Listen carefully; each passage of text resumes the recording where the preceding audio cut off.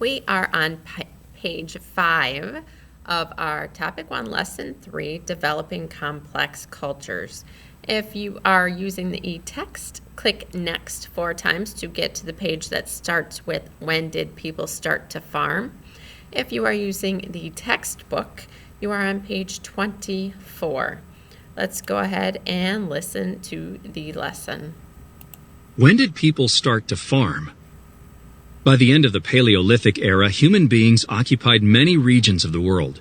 They had developed complex spoken language, learned to make a variety of tools and weapons, and adapted to different environments.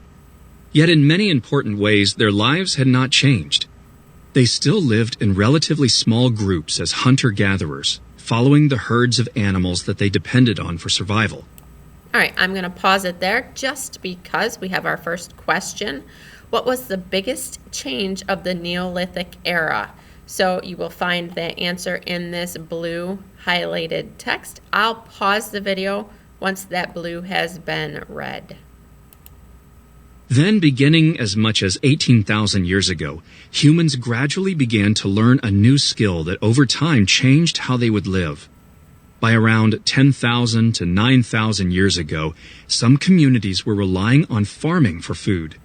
This development marked the end of the Paleolithic era and the beginning of what we call the Neolithic era, or New Stone Age.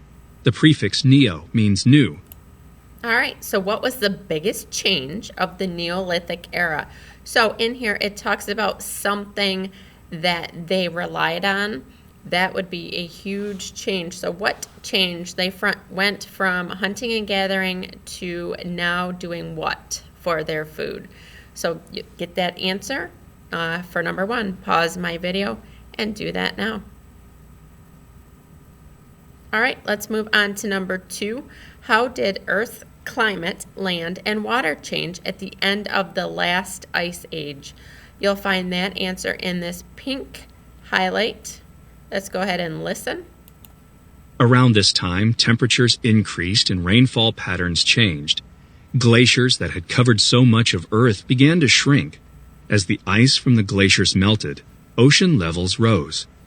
Most plants and animals adapted to these changes.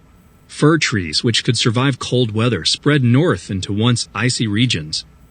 Some large Ice Age animals, however, did not adapt to a warmer world, and many species died out. People who had hunted some of these animals for food had to find something else to eat. Some people adapted to these changes by searching for new sources of food. They found smaller animals to hunt. People living near rivers or lakes began to depend more on fishing. All right, the question is, how did Earth's climate, land, and water change at the end of the last ice age? So if you're looking at climate, that would be your temperatures. If you're looking at land, what happened? If you're looking at water, you might be talking about what water is when it gets really cold. So go ahead and talk about how the Earth's climate, land, and water changed in this pink highlighted couple of paragraphs. Pause my video and get that answer now. All right, the next question. What were 2 things that early people did to modify their environment? You're going to find that answer in this green highlighted paragraph under How did people first modify the environment? How did people first modify the environment?